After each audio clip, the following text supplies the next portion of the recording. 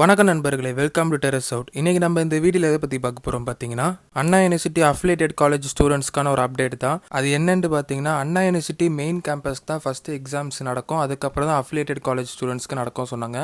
இப்போ என்ன சொல்கிறாங்க பார்த்தீங்கன்னா, அண்ணா யூனிவர்சிட்டி அஃபிலியேட்டட் காலேஜ் ஸ்டூடெண்ட்ஸையும் ரெடியாக சொல்கிறாங்க எக்ஸாமுக்கு. இப்போ இதில் ஒரே ஒரு பிரச்சனை இருக்குது. அது என்னென்னு பார்த்தீங்கன்னா, ஹாஸ்டல் ஸ்டூடெண்ட்ஸ்லாம் எக்ஸாம் எழுதணும்னா அவங்க ஊர்லேருந்து கிளம்பி வரணும்.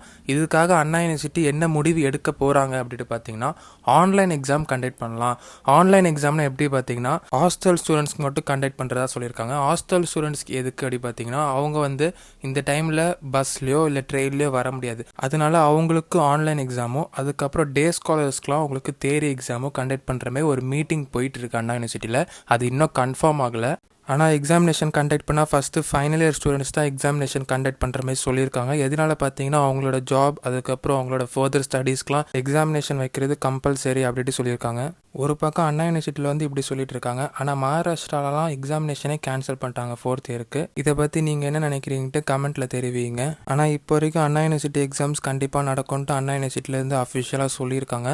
இப்போ இந்த அண்ணா யூனிவர்சிட்டி எக்ஸாமினேஷனை எப்படி கண்டக்ட் பண்ணணும், அதாவது ப்ராக்டிகல்ஸ் அதுக்கப்புறம் தியரி எக்ஸாம்லாம் என்ன சிலபஸை பேஸ் பண்ணி கண்டக்ட் பண்ணணும், நியூ பேட்டர்ன் என்ன, எல்லாமே உங்களுக்கு போன வீடியோவில் சொல்லியிருந்தேன். அந்த வீடியோ நீங்கள் பார்க்கலன்னா இந்த வீடியோ டிஸ்கிரிப்ஷனில் லிங்க் கொடுக்குறேன், அதை கிளிக் பண்ணி பார்த்துக்கோங்க. இப்போ இதுதான் லேட்டஸ்ட்டாக வந்த அப்டேட்டு. இந்த மாதிரி அண்ணா யூனிவர்சிட்டி அப்டேட்ஸ் தெரிஞ்சுக்கிறதுக்கு எங்கள் சேனலை சப்ஸ்கிரைப் பண்ணி வச்சுக்கோங்க. நன்றி. Engineering mathematics 1, engineering mathematics 2 face பண்ண ப்ராப்ளம்ஸில் உங்களுக்கு டவுட் இருந்ததுன்னா இந்த வீடியோ டிஸ்கிரிப்ஷனில் ஒரு லிங்க் இருக்கு பாருங்க. அந்த லிங்கை கிளிக் பண்ணி நீங்கள் இன்ஜினியரிங் மேத்தமெட்டிக்ஸ் 2 அதுக்கப்புறம் இன்ஜினியரிங் மேத்தமெட்டிக்ஸ் 1 இந்த 2 பிளேலிஸ்ட்குள்ளே நீங்கள் இருக்கிற எல்லா வீடியோஸையும் பார்த்தாலே போதும்.